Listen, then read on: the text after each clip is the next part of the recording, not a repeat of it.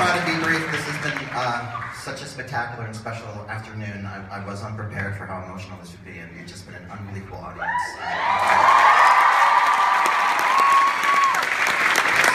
It's impossible to thank everybody in the way that I want to, which is just a single-handed, to go and down, and I don't want it to take too long.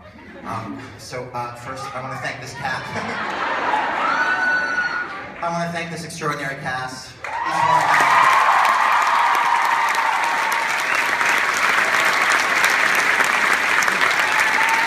They're unbelievable.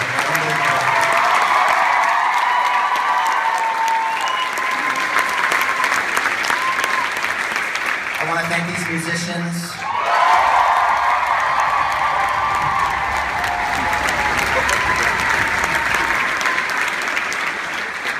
I want to thank the Richard Rogers, which is the most beautiful place to be. The Nederlander organization, Tim and his entire crew, you've been so wonderful to all of us. This has been a home for us, and I really hope to be back here. We just want to thank all of our designers, everybody who worked on this show and made it look and feel the way that it does. I want to thank Judy and our entire stage management crew. I led this show flawlessly night after night, day after day. I want to thank my wife who's here. And I just want to thank all of you, the fans of the show who support us. So many of you have come to Brian and I and thanked us for the show, and we just want to thank you. Thank you for telling us all of our. We're done. This is we're a team. I'm gonna turn this over in a second, Brian. But you guys have been so extraordinary to us, telling us your personal stories about how this has affected you. That's affected us. It's made us better writers and better people. And lastly, before I hand it over, I just want to thank Brian Yorkey, because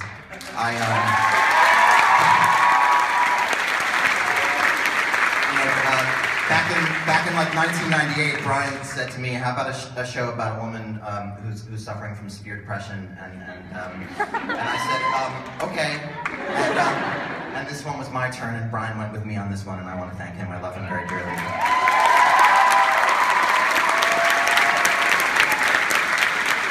So I'm going to start with thanking Tom Kitt.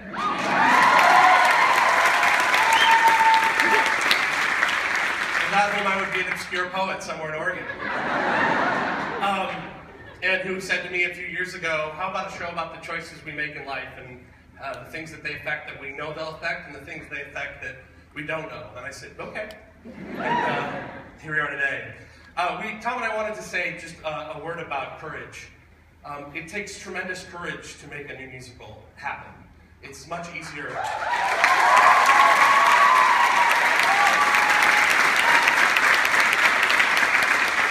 I hear you, but I can't see you. How do you guys do this? This is stunningly hard. It's a lot easier to go with something tried and true, and much harder to take a plunge on something that starts with an idea, with no idea what it might end up being. This is the second time we've had the great fortune to do that on the greatest stage in the world, Broadway, and we wouldn't be here today without many, many people who, again, we wish we could take all afternoon to thank in person, but hopefully we'll see you later, and we will. But I wanted to point out the courage of a few people in particular. And the first is the courage of a woman who could have done any show she wanted to, could have had the pick of any show, any revival. Oh, here I go. And instead, when we went to her and said, "Well, we're kind of thinking about a show about a woman who comes back to New York and the choices she makes and the things that happen to her," said, "Okay." And then proceeded to put the show on her back for years and carry it forward and make it happen and make it one of the most beautiful things I've ever done. Thank you for your courage.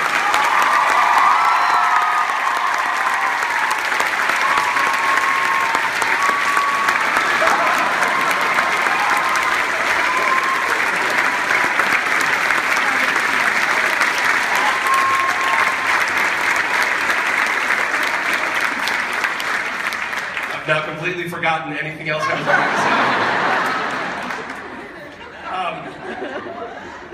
A second person I want to thank is a man who twice now has hopped on board, this time when there was literally nothing more than an idea, and said, yes, I will direct that show. I will shepherd you in its writing for years and years. I will never lose patience. I will never doubt you. I will never stop believing that this show can become something beautiful, and I will put it up on stage and make it beautiful. Michael Greif, thank you.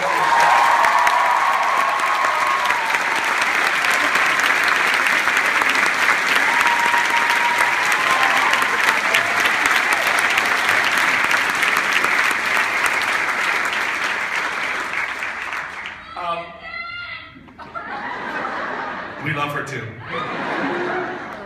And I have to, the third person whose courage is uppermost and tantamount and all those other words that are going out of my mind because Idina Menzel just gets me. The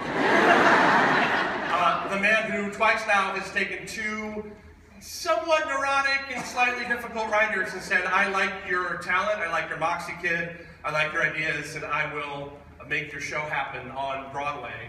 A man who made this show happen for a glorious year, a man who's sending us out on tour, a man who has never stopped believing in us. David Stone, thank you for your time.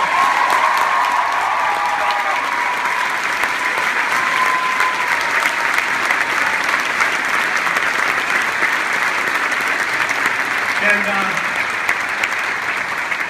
just to wrap this up, David Stone and his team, Jimmy Niederlander, Babs Whitman, aka Barbara Whitman, Patrick Catullo, Nancy Gibbs, Kristen Kasky, Mike Isaacson, and Mark Platts, had the courage to make this show happen, along with, I'm sure, many of you who are in this house tonight who said, yes, I will put my money where my mouth is and I will make this untried, uncertain new musical a reality. Thank you all.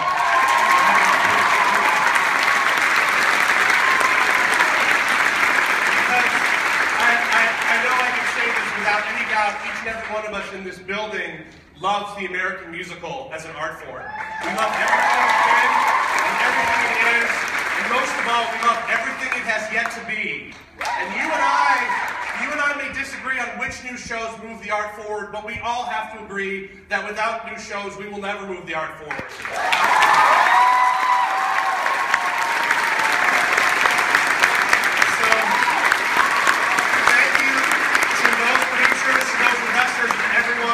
Thank you to the fans. Thank you to our fans who have gone out and said, go see the show. Because your courage in standing up for us has made it possible for us to be here today.